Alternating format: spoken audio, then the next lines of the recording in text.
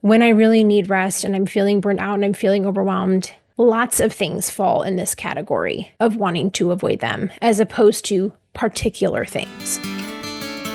Are you overwhelmed by motherhood and barely keeping your head above water? Are you confused and frustrated by how all the other moms make it look so easy?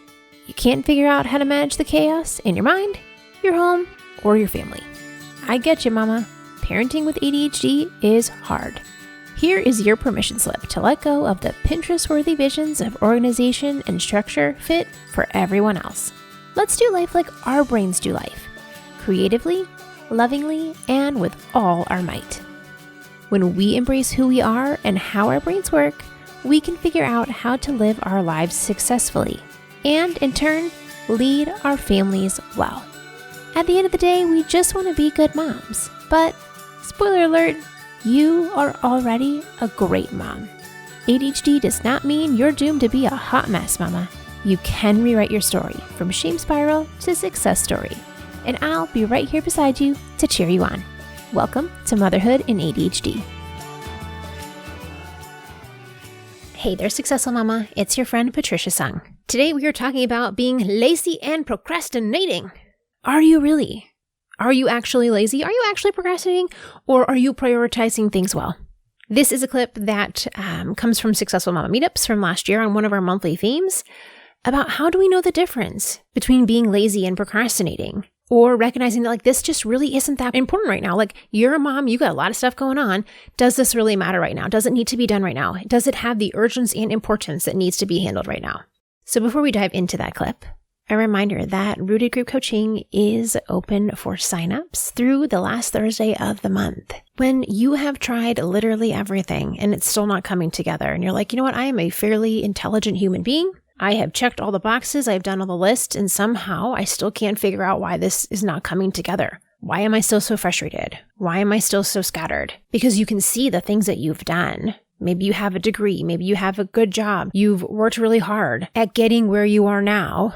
And yet somehow it still doesn't feel like you got it together. Then you need support that's tailored to how you function, how your brain works, how you are a carer and a responsible person for others, not just yourself. And that you need support that takes all of that into account. It takes into account your full person and the health issues that you have and the other struggles that are going on. And finding the way to make your life fit you with someone who gets it. Not just me, there's also the other moms in the group who get it, and knowing that you're not alone. So when you are ready for that help, we meet twice a month and do coaching on whatever's plaguing you at the moment. Whether it's trying to get out the door on time or trying to balance all the things that are on your plate with your kids and family and work and volunteer projects, with your child who probably is a lot like you and has some neurodiversity as well, and how you're trying to build that relationship instead of having a fight with them every day. We come in, we take care of the most pressing issue, and we move on. There's no extra homework. You have enough to do. We come in, we get it done, and we move on. We are learning as we go. We are implementing on the fly as we learn, because we don't have to have it all together in order to learn, in order to teach our kids these skills too. We can work together to make our lives fit us and teach our kids how to do that at the same time. So come join me in Rooted. All the information's on my website, patriciasung.com/group. And if you don't see an opening right now, shoot me an email, hello@patriciasung.com, and I'll let you know what opening's available. And if not, I'll drop you on the wait list and you'll be the very first person to know when the next opening's available. So check it out. Come join me and let's make your life a little bit easier in all this chaos that you are currently juggling. You make it look good, and now we can make it feel good too. That's patriciasung.com/group, or shoot me an email and tell me you're ready to go. hello@patriciasung.com. Let's dive into the episode. We are talking today about understanding the difference between procrastinating on something and when it's actually burnout and you need rest. When I think of this, the way that I separate out the two is that they both feel like avoiding. If I don't want to do this thing, and I'll just like give an example of like something that's pretty relatable, like doing taxes. There's a very few people that really enjoy taxes, but generally doing any kind of tax paperwork makes most of us be like, at best, like, and at worst, like, please somebody save me from myself. I would literally do anything but this. So when you think about something like I'm avoiding doing example taxes, the way that I tell the difference between if it's just the taxes that I am procrastinating on versus burnout is that this feeling of not wanting to do them, it is not just related to taxes. Like, yes, that is one of the things on the list. But when you are burnt out and you are overwhelmed, pretty much everything feels like the overwhelming feeling. Everything feels like avoidance. And maybe not everything like 100% everything, but a large swath of the things that you need to get done will fall in this same category. So to me, the difference is when I really need rest and I'm feeling burnt out and I'm feeling overwhelmed, lots of things fall in this category of wanting to avoid them as opposed to particular things. And there is so much nuance here because there's always going to be things that we don't want to do. Like, I don't like washing dishes. I don't want to do that. I don't want to do taxes. Like, there's plenty of things I can think of that I don't want to do. But that feeling of the overwhelm and it's just too much, there is also like, there's a similarity in the way that you feel about all the things that fall into that category. Whereas like not wanting to do taxes to me, like when I really dig in deep, not wanting to do taxes is something like, yes, I don't want to do, but if I compare it to like washing dishes, the way I feel about not wanting to do those things is slightly different. And that's actually what we're going to talk about today, because the way I feel about doing tax paperwork is like that like feeling of it being very overwhelming. I'm not sure where to start and it feels very big and I'm not quite sure where to like take the first bite is different to me than dishes, which for you might not be different. If you have like the mountain of dishes that has taken over the sink and the counters and like it has now overflown into multiple locations, it might still have that same like overwhelming feeling of, to me, my taxes. Like when I think about dishes, to me, like for me, that's a sensory thing. I think it's gross. I don't want to put my hands on this sponge because it smells weird and then my hands smell weird, like the weird sponge smell. And I don't like the food floating around the water. I think it's super gross. Like when I think about the things that I don't want to do for dishes, that feeling of that's gross, I don't want to do that, ugh, is a different feeling than, oh wow, I don't even know where to start with this big pile of paperwork. That's how I can differentiate the difference between those things, is because they're not the same. But when you're in this place of burnout, everything feels overwhelming. And it's kind of like this, like a whitewash of like everything feels overwhelming with that same feeling. So the thought of starting dishes feels really overwhelming in the same way that starting taxes feels really overwhelming, in the same way that like, oh my gosh, laundry feels like overwhelming. Calling my best friend because I have avoided her text messages for 3 weeks, that feels overwhelming. They all have the same kind of like overwhelmed feeling to them. And that's for me how I know the difference between, is it a general feeling, everything is overwhelming, I am burnt out, I need rest, versus I can differentiate dishes, gross, paperwork for taxes, overwhelming. Not wanting to text my best friend back because I feel embarrassment or shame or like feeling bad, like that's a different feeling. And that to me is how I know the difference. Are they all the same or are they nuanced different? So what we're actually going to do today is I'm going to have you sit in this uncomfortable feeling for just a second. We're not going to hang out here for the whole time. But I want you to be able to notice what are the things that tell you you're feeling overwhelmed versus what you're avoiding. And we're going to look at a couple different situations. And so that you can then determine, can you differentiate the difference between dishes, ooh, gross, best friend, oh, feel bad about that, didn't text her back, paperwork, too overwhelming, or are they all feeling the same? And then in that case, it's probably the burnout and the overwhelm. Because once you take away that layer of burnout and overwhelm, you still might think dishes are gross. Hello, me. You still might feel bad about not texting your best friend back. But then once we take that overwhelm away, we can actually see the nuance there. So you can talk this out on your phone. You can doodle on a piece of paper. You can draw it. You can write it. But I'm going to ask you to take a moment and think about like, what's one thing that you've been not wanting to do and you're not sure if it's overwhelm or you need rest or burnout or whatever it is. And when you think about that, literally you're going to just jot down like 2 or 3 words that come to mind. It can be your feelings about it, like, oh, I feel bad I didn't text my best friend. Or it can be feelings like, gross, that sponge smells weird. Like whatever comes to mind. Like we're not turning this in for a grade. You can put whatever you want on your paper. But what is it that you notice about that feeling when you think about the thing that you don't want to do? What do you notice when you think about this thing that you don't want to do? What are the most standout things? Is it the pit in your stomach? Is it the, oh my gosh, I don't know where to start? Like what's the thing that you notice? Pick one of those situations that you've been avoiding. What do you notice?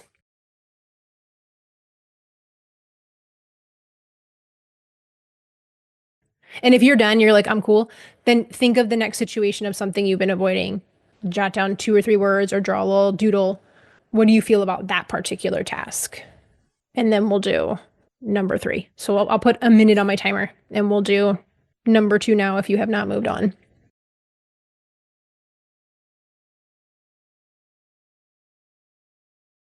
Okay. And then if you haven't switched, think about number 3. So this is 3 things that you've been avoiding lately. What do you notice when you think about them? So my examples were like doing taxes, not wanting to wash the dishes, and I've been avoiding texting a friend back because I ignored their text for like 2 weeks. So you're thinking of 3 distinct situations where you're avoiding something. And what are the feelings coming up about those 3 things individually, not cohesively? Okay. If you haven't switched, do the last one. What do you notice when you think about that 3rd thing?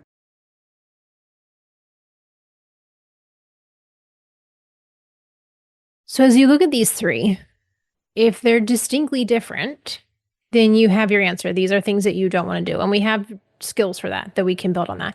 If they're all feeling very muddled together, then that's easier to say it's burnout. And again, this isn't like a magical quiz from, Cosmo magazine from when you were 17 that just tells you the answer. Burnout or procrastination, A or B. Like there is complexity to this.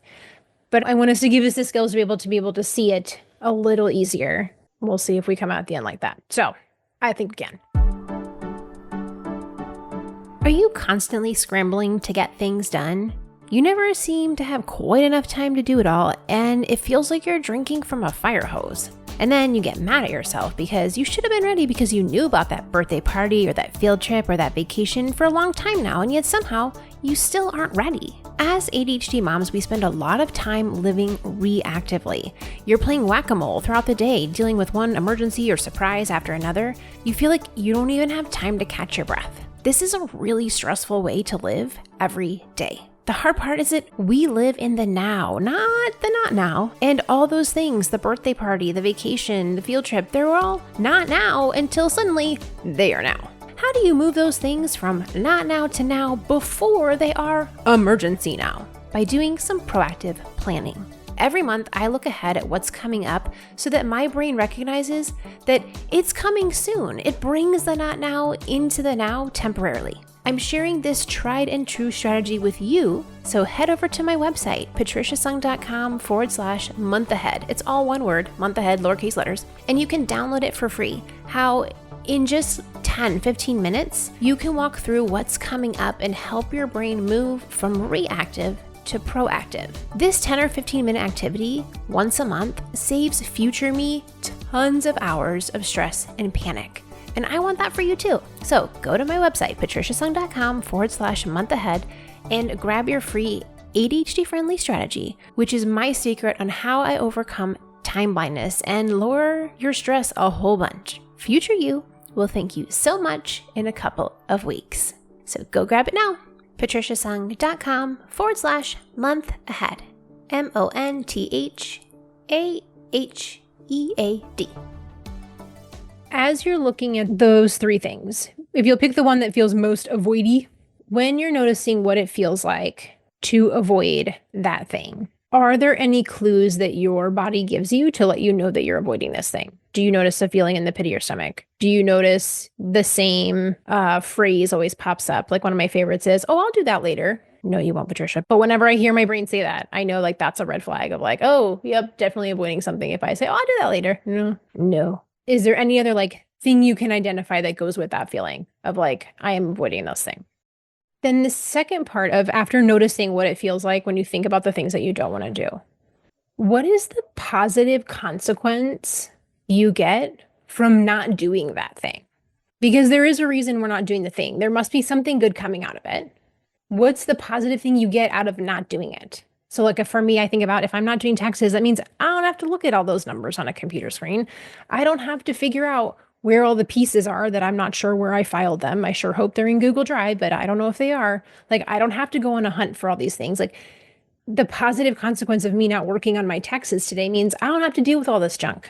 It could be the feelings of like, well, now I don't have to feel stupid because I can't figure out this tax form, even though I'm over here on like, taxesfordummies.com and somehow I still can't figure that out. Like, then I don't have to feel dumb if I avoid this task. It could be something like, I don't want my hands to smell like weird sponge all day. So it is a positive consequence for me not touch that sponge. There's no shame in that thing that we're avoiding. Like, Well, of course you don't want your hands to smell like weird sponge all day. Like that's gross. And I'm also somebody who like sits my hand on my chin and then I have to smell weird sponge every time I lay them on my hand. Like that makes sense. So I'll give you one more minute to think about like, what's the benefit of avoiding this thing you don't want to do?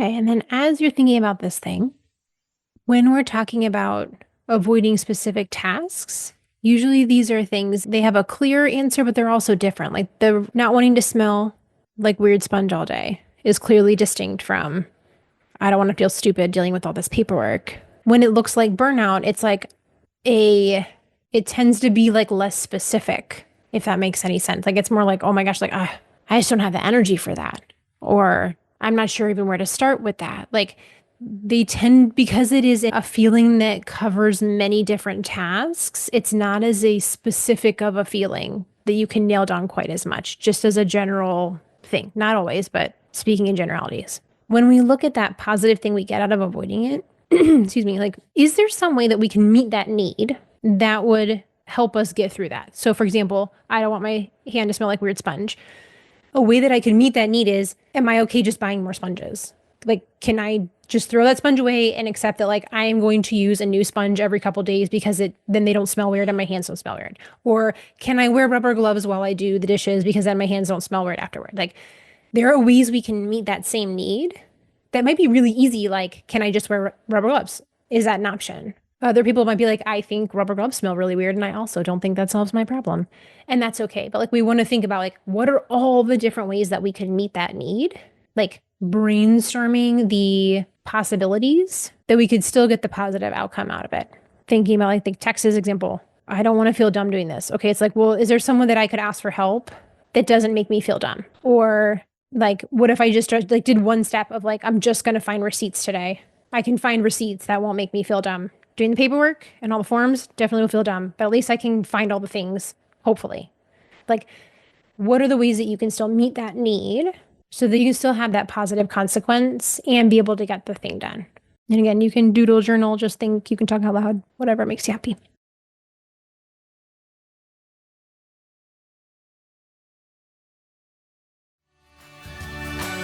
For more resources, classes, and community, head over to my website, motherhoodinadhd.com.